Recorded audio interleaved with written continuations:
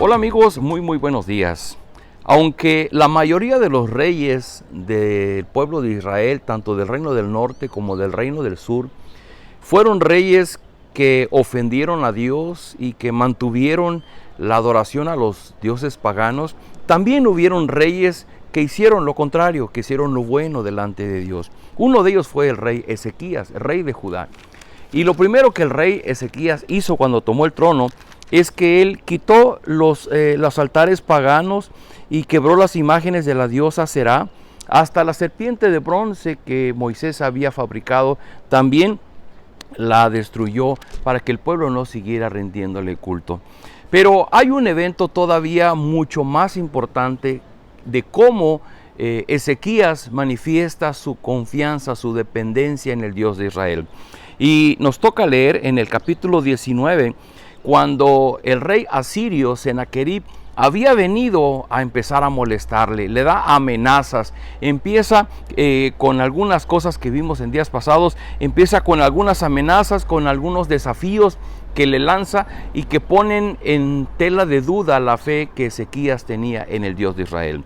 Y tenemos lo que el rey Ezequías va a hacer como respuesta a esta amenaza del Dios asirio. Dice capítulo 19, cuando el rey Ezequías escuchó esto, se rasgó las vestiduras, se vistió de luto y fue al templo del Señor. La primera reacción de Ezequías es, obviamente, vestirse de luto, porque para ellos era lo importante el mostrarse que había un gran dolor en su vida. Y fue al templo, y si fue al templo es porque está buscando en Dios la respuesta a su necesidad.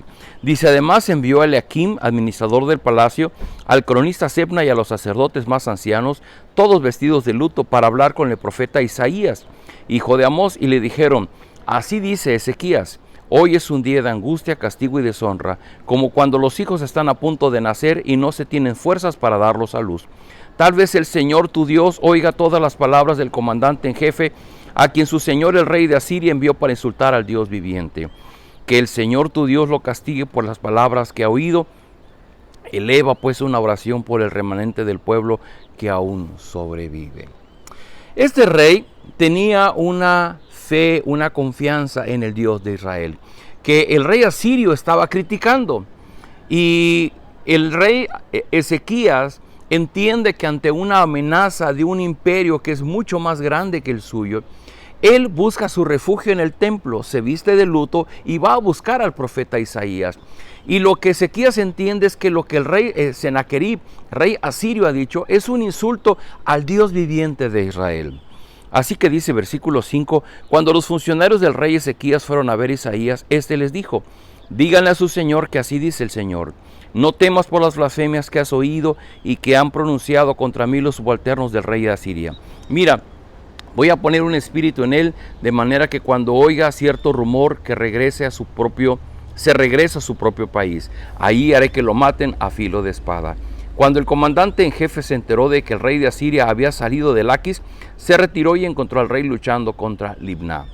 Luego Senaquerib recibió un informe de Tiraca, rey de Cus, que había salido para luchar contra él, así que una vez más envió mensajeros a Ezequías, para que le dijeran, tú Ezequías, rey de Judá, no dejes que tu Dios en quien confías te engañe cuando dice, no caerá Jerusalén en manos del rey de Asiria.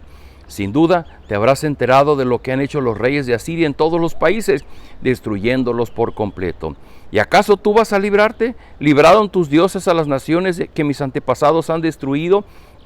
Gozán, Harán, Resef y la gente de Edén que vivía en Telasar. ¿Dónde están el rey de Hamad, el rey Arfad, el rey de la ciudad de Serfavayaim y de Ená o Iba? Es un desafío muy fuerte el que está recibiendo Ezequías, porque Senaquerib, los asirios, era un imperio grande, habían conquistado ya varios pueblos, varias naciones. Entre los reyes anteriores a Senaquerib, el imperio asirio se había fortalecido, e inclusive en el capítulo anterior, en el capítulo 17, habíamos leído cuando el rey asirio había conquistado el reino del norte, había derrumbado Samaria, se había llevado prisioneros a los habitantes de Samaria, que era el reino del norte de Israel.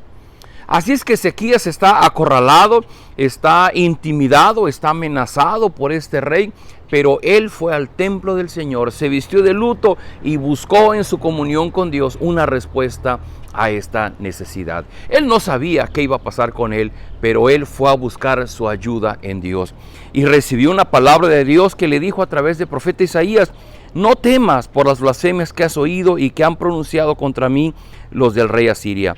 Mira, voy a poner un espíritu en él, de manera que cuando oiga cierto rumor se regrese a su propio país. Ahí haré que lo maten a filo de espada. Esa es la palabra de Dios.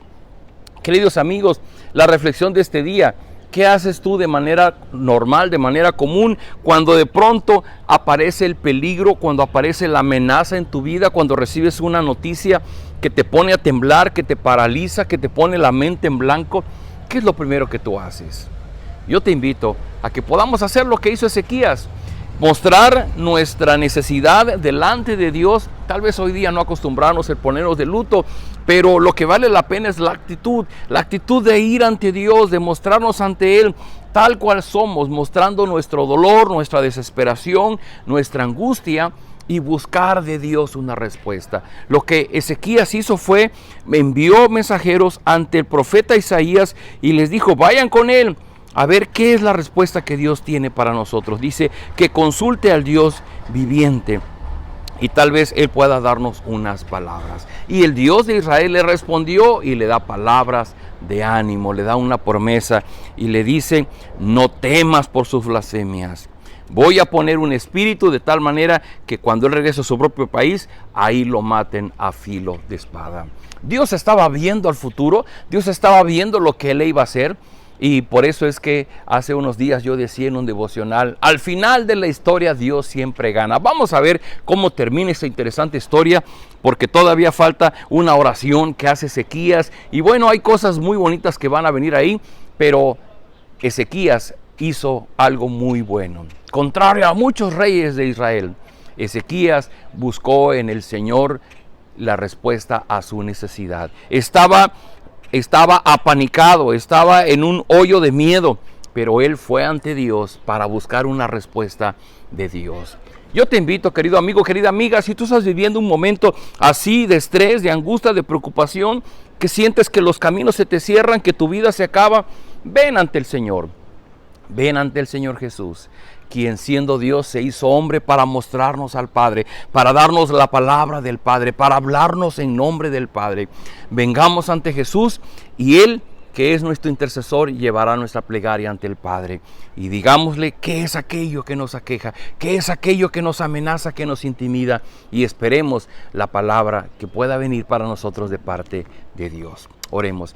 Padre, gracias por esta hermosa historia de Ezequías, de cómo él, ante la amenaza de este rey asirio, él fue al templo a buscarte, a buscar en el profeta Isaías una palabra de parte tuya, y tú se la diste. Y esta historia no termina, porque tiene un avance, tiene un final en el que tú siempre ganas. Permítenos, Señor, ver tu gloria en nuestra vida, permítenos ver tu guía, y que cuando vayamos al Señor Jesús podamos depositar delante de Él todas nuestras angustias, las amenazas, las cosas que nos afligen, para que solamente Él, que se hizo hombre, puede entender nuestro dolor y puede llevar nuestro dolor ante ti, y podamos recibir una palabra de esperanza de parte tuya. Yo ruego por aquellas personas que están pasando tiempo difícil, Señor, a través de la Biblia, dales una palabra de esperanza, que haya ánimo, que haya consuelo, que haya fortaleza, y que ellos puedan depender en su comunión contigo. Lo rogamos en el nombre de Jesús. Amén. Queridos amigos, nos vemos el día de mañana.